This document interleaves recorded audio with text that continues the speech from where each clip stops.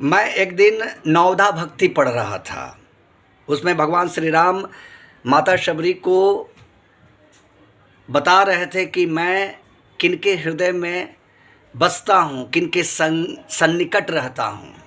उसमें ढेर सारी चौपाइयाँ हैं, जैसे मंत्र जाप मम दृढ़ विश्वासा, छठ दमशील विरत बहु करना, फिर सातों मम सब मैं जग देखा, मोते अधिक संत करि लेखा, प्रथम भगति संतन कर संगा, द्वितीय रति मम कथा प्रसंगा। ये मैंने उल्टा पुल्टा कहा, चूँकि हमें ठीक से याद नहीं है।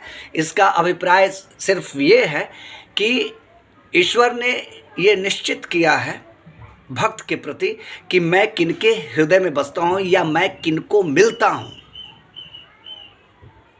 इतनी सारी चीज़ें, इतने सारे गुण जब रहते हैं तो ईश्वर मिलता है। ईश्वर ये कभी नहीं कह सकता है कि उसने मेरी आलोचना की है तो जाओ उसे घसीट कर दीपू चंद्र जैसा ले आओ और उसे मार मार कर ख़त्म कर दो, उसे लटका दो, पेट्रोल छीट दो, उसमें आग लगा दो।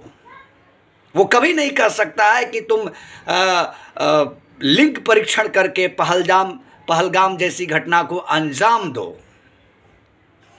वो ईश्वर कभी हो ही नहीं सकता है, कभी नहीं हो सकता, तीनों काल में नहीं हो सकता है। ईश्वर इतना आसान नहीं है। आपके हृदय में दया नहीं है, क्षमाशीलता नहीं है।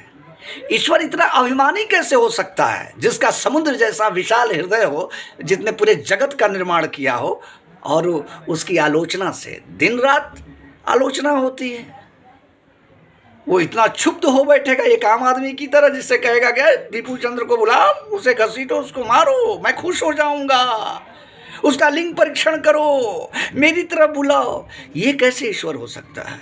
ईश्वर है तो उसका अंश हिंदू में भी है, मुसलमान में भी है, ईसाईयत में भी है, पारसी में भी है, यजीदी में भी है, क्योंकि ईश्वर तो एक ही है। उसका अंश तो सब में, उसी के अंश के कारण सारे लोग परिचालित हो रहे हैं। तो हम अगर किसी का गला काटते हैं तो ईश्वर कैसे मिल सकता है?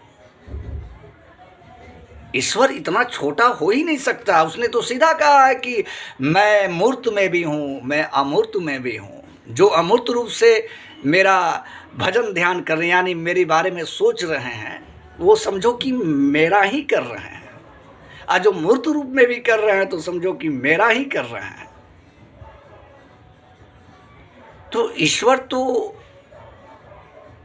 कभी तीनों काल में इस तरह की गंदगी और मानसिकता लिए कभी नहीं ईश्वर मिल सकता, कभी नहीं मिल सकता।